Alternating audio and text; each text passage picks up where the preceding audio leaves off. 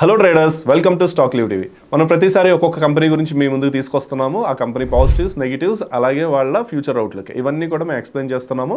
అలాగే ఈ రోజు మేము సెలెక్ట్ చేసిన కంపెనీ పేరు గ్రాన్యూల్స్ ఇండియా లిమిటెడ్. ఇది హైదరాబాద్ బేస్డ్ కంపెనీ. వీళ్ళు ఏపీఐస్, పిఎఫ్ఐస్ అలాగే ఫినిష్డ్ డోసేజెస్లో ఉన్నారు.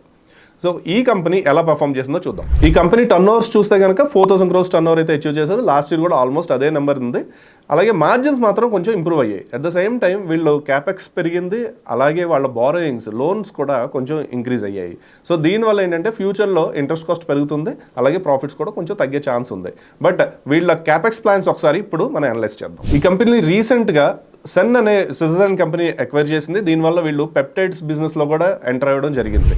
సో ఈ కంపెనీ నుంచి వచ్చే రెవెన్యూస్ అన్నీ కూడా ఈ ఇయర్లో యాడ్ అయ్యే ఛాన్స్ ఉంది. ఎందుకంటే ఇది ఏప్రిల్ 2025లోనే వీళ్ళు ఎక్వైర్ చేశారు ఈ కంపెనీని. సో ఇది ఆల్రెడీ ఎగ్జిస్టింగ్ కంపెనీ, స్విట్జర్లాండ్లో ఉంది. ఆల్రెడీ ఈ పెప్టైడ్స్ బిజినెస్లో వీళ్ళు కొంచెం ట్రాక్షన్ చూశారు. సో ఆ రెవెన్యూస్ అన్ని కూడా వీళ్ళకి యాడ్ అయ్యే ఛాన్స్ ఉంది. అలాగే అక్కడ ప్రాఫిట్స్ కూడా ఈ కంపెనీలో కన్సల్టేషన్ జరుగుతుంది.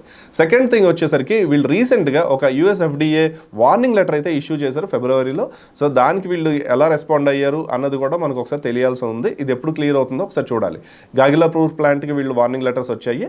అయితే కంపెనీ చెప్పడం ఏంటంటే అంత ఇంపాక్ట్ అయితే పడదు మా రెవెన్యూస్ మీద.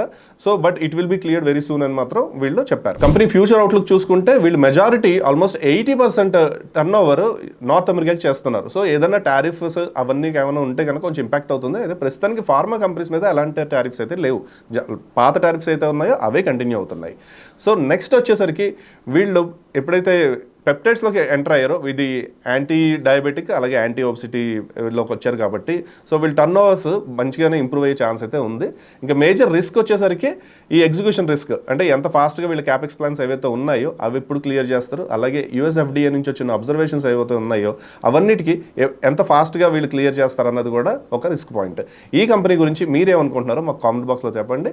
అలాగే ఇలాంటి మరిన్ని అప్డేట్స్ కోసం మా స్టాక్ లీవ్ టీవీని సబ్స్క్రైబ్ చేయండి.